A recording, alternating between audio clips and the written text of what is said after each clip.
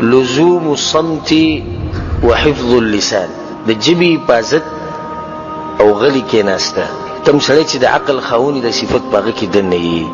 رسول صلی الله علیه وسلم په حدیث کې من کان یؤمن بالله واليوم الاخر، څوک چې په الله باندې او په آخرت باندې ایمان ساتي نو د خبرې ته غوږ کړي، فليقل خيرا، نو ښه خبرې دې کوي. ښه خبرې څه دي؟ چې دین سره تعلق ساتي، ضرورتي دا دې کوي. دویم اختیار شته یا رسول الله؟ نو دویم نشته.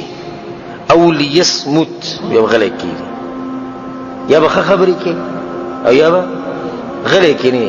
دا د رسول صلی الله علیه وسلم نصیحت دی د عقل خاوندانو ته. کوم سړی چې ډېر غلی ناشي او پالتو خبرې نه کوي، دل الله یو وقار او عزت ورکړي. او کوم سړی چې پالتو ګرځېږي خبرې ډېرې کوي، نه دې خلکو ته بې عقله ښکاري. یا د دین په باره کې خبرې کوه، یا خبره کو چې ضرورت ورته دی، او چې پالتو خبرې ګوتې پکې مه وه. په دې کې به ستا دپاره خیر. رب العالمین څه وایي؟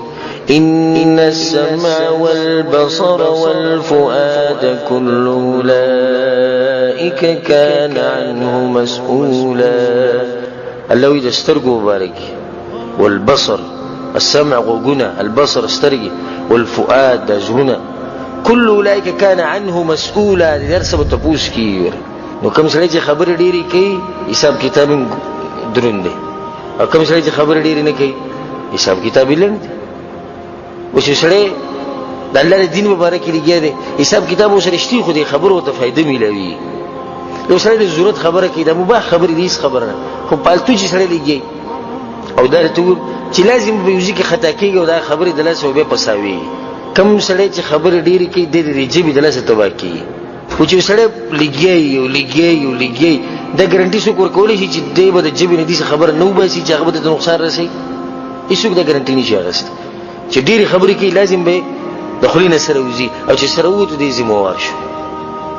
ځکه دا خبره کوي هوښیار خلک وایي ژبه ستا په کنټرول کې ده، ژبه ستا په کنټرول کې ده چې څو پورې دې پې خبره نه کړي، او چې خبره دې پې وکړه نو بیا ته دې خبرې په کنټرول کې شوې. اول خبره ستا په کنټرول کې وه، ستا د طاقت لاندې، خو چې خبره دې وکړه اوس ته د خبرې په کنټرول کې ستا هېڅ نه چلېږي، خبره دې کړې ده. الله سبحانه وتعالی دوه ملائک مقرر کړي چې هغو ته ویل کېږي کرامن کاتبین. دوه شي نه دي، لیکل کوي. لیکي څه؟ دغه خبرې لیکي، دا کمې جیته وي. الله سبحانه وتعالی په قرآن کې څه وایي؟ ما یلفظ من قول الا لديه رقیب عتید.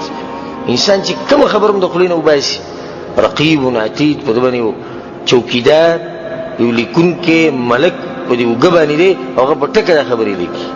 هسې ولیکلې بس ختم. کتابونه هسې ډک شو، ستا عملنامې هسې ډکې شوې، بیا به دا وایي الله سبحانه وتعالی ختم به یې کړي. د دې هرې خبرې به تا سره حساب کتاب کېږي. که هسې لیکلو چې موږ وایي لیکي دي کمپین ډکېږي، خو لیکل به حساب. حساب نه بعد یا جنت یا جهنم. وړه خبره خو نه ده. د هره خبره چې ته د خولې نه وباسي د دې ته ذمهوار یې.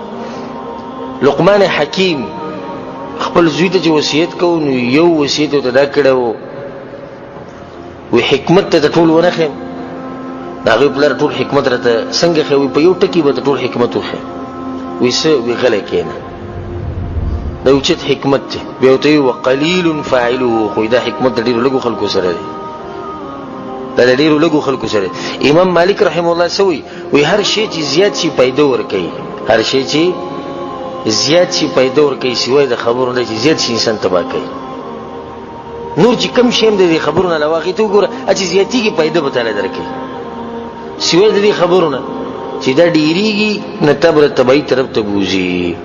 امام فضیل ابن عیاض رحمه الله وی شیئان یقصیان القلب، دوی شیونه دي چې د انسان د زړه ګټه کړي. کثرة الکلام، ډېرې خبرې، وکثرة الاکل، او ډېر خوراک.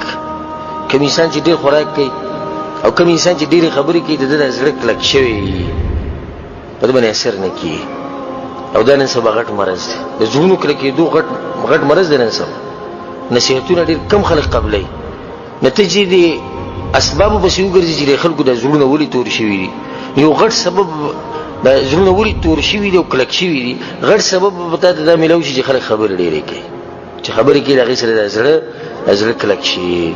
رسول صلی الله علیه وسلم یو صحابي ته وصیت کړو دا جبه دې سره وېستوي امسک علیک لسانک د خپل جبه ونیسه کنټرول کې سات دا نصیحت د رسول سم کړو دا د رسول سم نصیحت ته وې دې شي نصیحت ته چې رسول سم متول لګیو وی مونږ کوا روجی نسا دا کو به په اخر کې وی دې ټول غجړل ته ونه خېما وی رسول الله ډیر خیر ان دې ټول خیر جړل به ته خېم وی رسول الله سره عجب یې سره وی دا ونی سه بس دا کنټرول کې ساته دا غټ خیر دی به صحابي د رسول ته پوښتنه کوي یا رسول الله ولې الله به موږ په خبرو باندې نیسی سه رسول الله صلی الله علیه وسلم وی جهنم ته خو به داخله ډیر ولېږي دي جبو دلاسه غالبا خلک چې جهنم ته ځي هغه به د جبې دلاسه شي نو جبه کنټرول کې ساتل دې ته سوچو کا الله تعالی سو غوونه درکړي او جبه یو دوه غوونه یو جبه ولي وی اور ډیر او وای لګ دې په دې کړي که په خبرو کې پیدا وي او په ورېدو کې نه وي نبی به یو غوږوي او دوه جبه چې انسان زر خبرې کېږي په یو جبه په بل باندې خدا بس خلک دي چې جبه یو د خو استعمالي دي چې لکه دوه درې چی وار په دمون دي کې بس لګي بریک پکې نه دا انسان ګناونه خپل چې وې دي چې دنه وسوره غلطي خبرې شي او غلي کله شي دي او یو غټه ورځ د جاګه ته یوم القیامه وي 50,000 کال دغه وخت او په دې 50,000 کال کې بستانه مروم راځي تاسو هم له څنګه حساب کتاب کوي د حدیثو دی علماء الله سبحانه وتعالى بس یو تقوا یو په ور کړی هغه وجه چې د الله د پیغمبر ساسم د خبرو حفاظت کوي ځکه ډېر اوچت خلک دي نو هغه د باز کسانو حدیثونه نه دی اغستی یعنی پلانې کسته حدیث وته یاد وې دنه موږ حدیث نه ولي وې دې خبر ډېری کوي یعنی د خبرو د ډیروالو د لاسه دنه حدیث هم پرې خو دی